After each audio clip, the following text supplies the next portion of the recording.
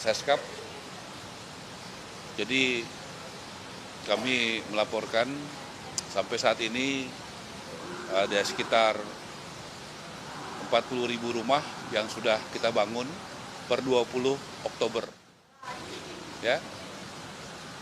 Dan itu juga akan terus bertambah.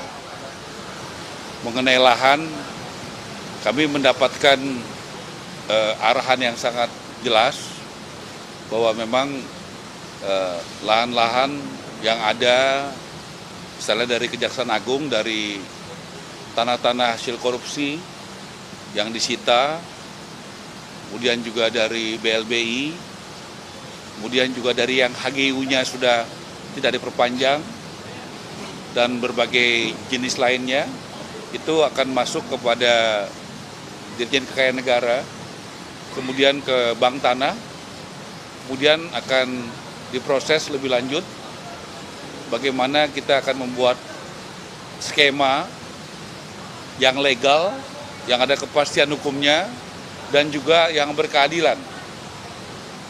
Ya, terutama buat masyarakat berpenghasilan rendah, MBR, yaitu yang berpenghasilan 8 juta ke bawah. Jadi kita akan membuat skema itu. Kemudian juga mengenai pembiayaan, kita bersyukur karena kita sudah bisa memberikan kepada masyarakat yang tidak punya gaji tapi punya penghasilan, seperti bapak penjual bakso, bapak penjual sayur, ya, dan sebagainya, itu tidak punya gaji tapi punya kegiatan usaha. Kita membuat skim cara sehingga rakyat juga bisa memiliki rumah dengan yang memiliki penghasilan tadi. Ya, dengan cara-cara mensupervisi, mendampingi, melihat kepada tempat jualannya dan sebagainya. Itu menjadi perhatian Bapak Presiden. Artinya keadilan itu harus dijalankan bukan hanya kepada yang punya gaji, tetapi juga yang tidak punya gaji, tidak bersifat pegawai, tetapi yang bergerak di sektor informal. Itu menjadi perhatian beliau. Kemudian juga tadi kami laporkan kurang lebih nanti tanggal 20 Januari itu 3 kali 30, 90 hari. Ya, ada beberapa kebijakan di pemerintahan Presiden Prabowo yang pro rakyat yang sudah kami lakukan berkat dukungan kerjasama dari Kabinet Merah Putih secara tim, karena kami diminta kerjasama dengan tim Bappenas, ya, Mendagri, Menteri Keuangan, ya, ATR, dan lain sebagainya, semua mendukung. Seperti satu, kita sudah membuat SKB, Mendagri, Menteri PU dan kami, yaitu bagaimana BPHTB itu bisa 0%, yang harusnya bayar 5%. Dan itu sangat membantu rakyat. Yang kedua, PBG untuk bangunan gedung, ya, itu juga 0%. Kemudian juga PPN 6 bulan ke depan untuk rumah yang di bawah 2 miliar itu 0%.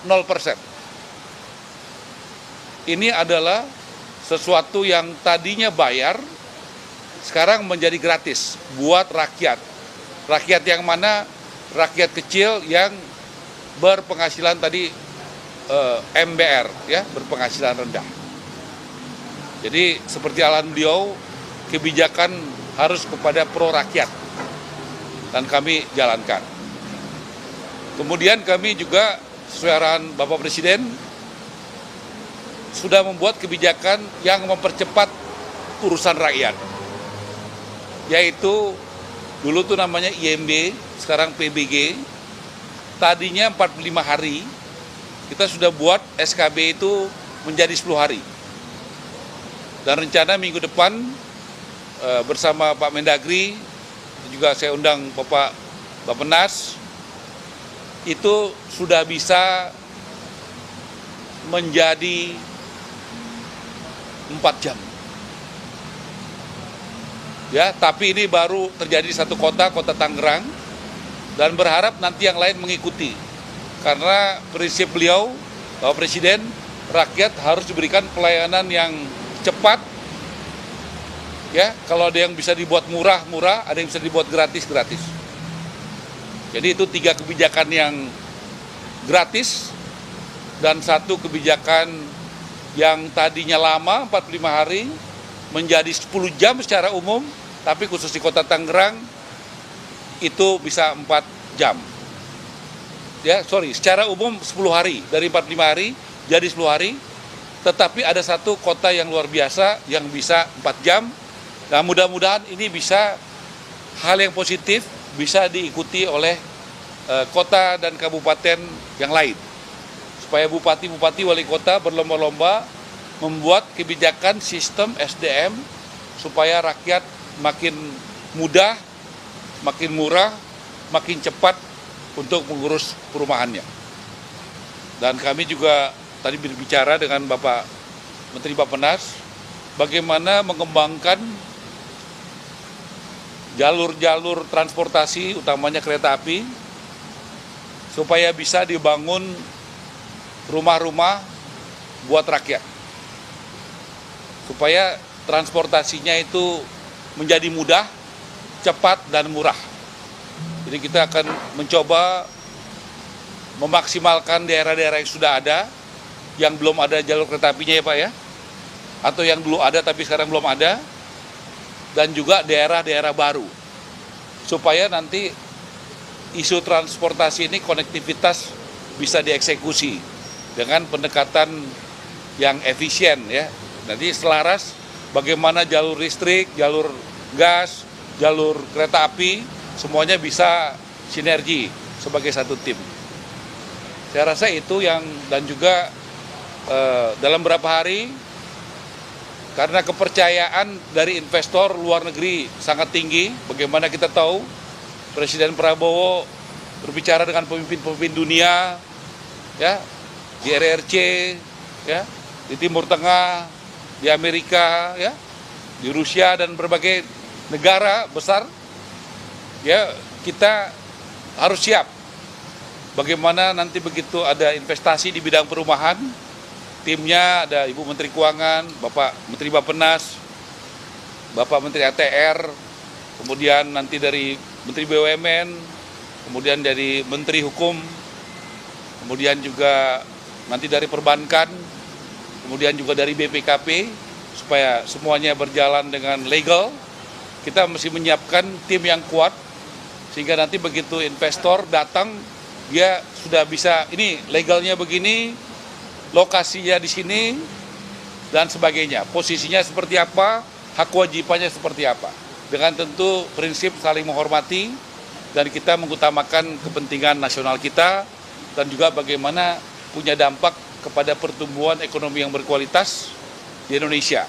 Jadi kami juga arahan beliau untuk menyiapkan tim yang solid untuk itu. Silakan Pak, tambahkan sedikit Pak.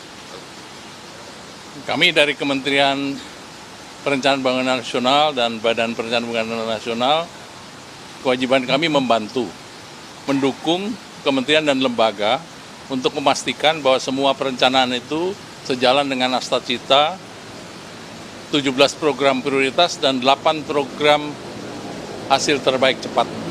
Dan rapat sejak sore tadi memastikan bahwa itu berjalan seperti yang sudah disampaikan oleh Pak Menteri Perumahan, Bapak Marwara Sirait. Dan saya senang sekali, kami senang sekali karena Pak Marwara ini bukan hanya kreatif, tapi juga inovatif. Banyak hal-hal yang terobosan yang pada masa lalu belum dijalankan, sekarang akan dijalankan dengan sinergi dengan berbagai kementerian dan lembaga yang bisa melaksanakan program perumahan seperti yang dijanjikan dan seperti yang sudah diprogramkan sejak awal. Demikian dari kami. Sekali lagi terima kasih atas perhatian semuanya. Terima kasih, Pak. Ya.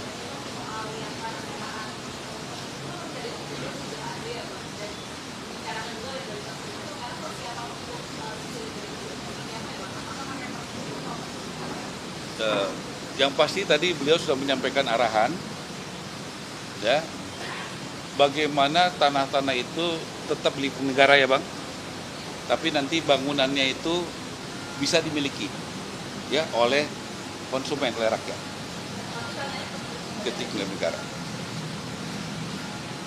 Ya, gitu. Jadi itu yang sementara, itu yang kita akan jadikan pegangan. Jadi sudah ada arahan yang jelas dari beliau. Kami akan menindaklanjuti dengan Menteri ATR, gitu ya. Jadi HGU dia tuh, ya.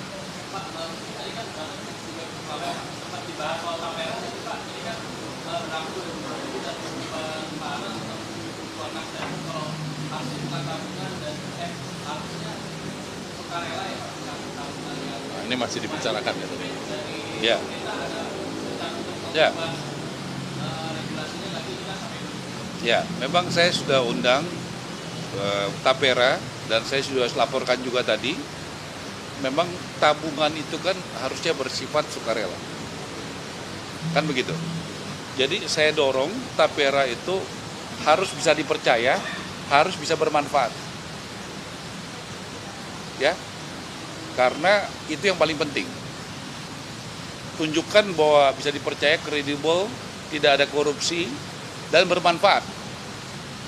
Dan saya melihat dalam 2 bulan perkembangan ini, ya, objektif, karena saya terus terang keras sekali untuk mengecek ini, ya. Saya melihat sudah ada usaha-usaha bagaimana mereka bermanfaat bagi anggotanya yang membayar iuran itu. Buktinya apa ya? Menyalurkan. Boleh dicek kalau tidak salah sampai hari ini mungkin 30.000, 35.000 sudah disalurkan melalui Tapera. Artinya manfaatnya sudah dilihat. Nah, ini saya minta ditingkatkan.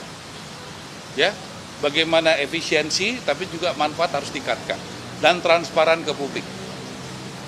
Saya rasa itu, kita tahu sekarang sedang berproses di MK dan kita menghormati keputusan hukum, tapi saya ingin sesuai arahan Presiden, lembaga-lembaga negara itu harus transparan, legal, dan bermanfaat.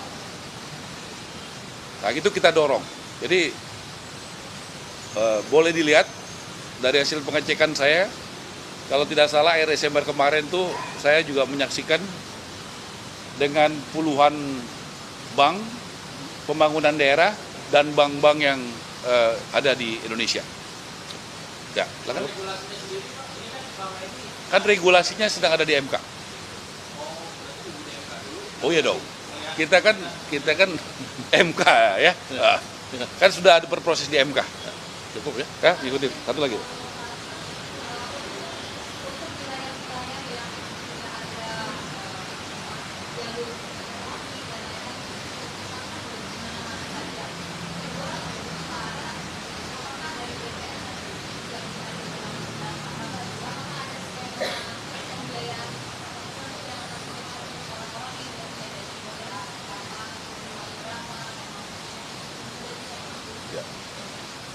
Pak Ara sudah menyiapkan bahwa nanti rel mana, tambahan mana, titik-titik mana sudah ada. Tapi kita akan melihat kembali.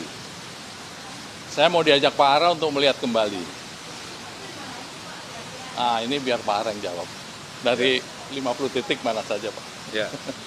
Jadi kami sudah mengusulkan tadi rapat juga PSN program. Ya. Artinya ini ada di 30 sampai 50 titik. Khusus buat masyarakat berpenghasilan rendah. Ya, jadi khusus buat masyarakat supaya izin-izinnya dipercepat, supaya terjadi pemerataan, supaya terjadi pemanfaatan lahan-lahan yang ada. Jadi doain ya, mungkin nanti kami akan sering rapat dengan Bappenas dan ATR untuk menyiapkan, tapi kami sudah laporkan, silakan dipersiapkan, kami akan siapkan draftnya, dan tentu kalau PS itu ada di Kemenko Perekonomian ya Pak ya, dengan Bappenas ya Pak ya. Nah jadi kita akan siapkan itu, nanti pada waktunya kami akan sampaikan, supaya juga ini ada pemerataan di banyak kota, banyak kabupaten di Indonesia, tentu sedapat mungkin yang ada tanah-tanah yang bisa kami manfaatkan. Nah, kemudian soal BTN tadi, soal skema, tadi saya sudah sampaikan, kita bukan akan siapkan. Saya sudah hadir dan memberikan langsung kepada tukang sayur, kepada tukang bakso yang tidak punya gaji karena bukan pegawai negeri dan pegawai swasta, tapi bisa sudah mulai diberikan. Dan tadi Bapak Presiden meminta program itu harus diperbanyak supaya rakyat yang bergerak di sektor informal bisa merasakan manfaatnya. Jadi itu kita akan tingkatkan, itu sudah jalan. Tetapi tentu kita akan tingkatkan supaya teman-teman yang bekerja di sektor informal yang tidak punya gaji tapi punya penghasilan itu bisa menikmati daripada program itu. Udah ya? Tadi saya sudah sampaikan 8 juta ke bawah. Tadi udah saya omongin. Udah ya? Terakhir ya.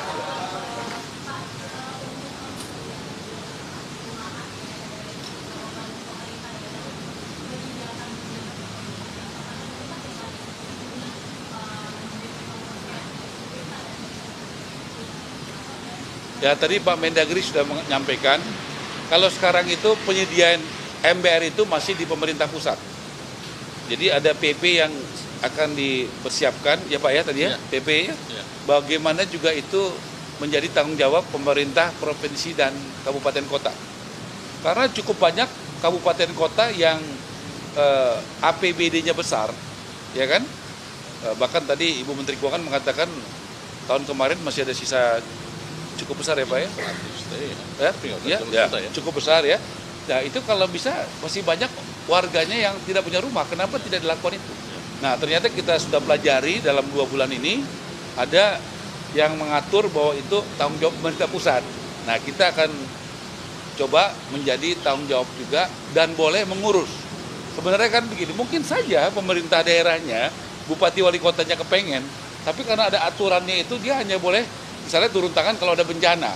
Kan sementara kan orang ada juga yang butuh walaupun tidak ada bencana. Karena dia belum punya rumah yang layak atau tidak punya rumah. Nah, dengan adanya perubahan itu, mudah-mudahan itu bisa jadi pintu masuk yang legal. Karena kita mau juga bupati wali kota itu kan legal dalam menjalankan niat baiknya. Saya rasa gitu ya. Makasih ya.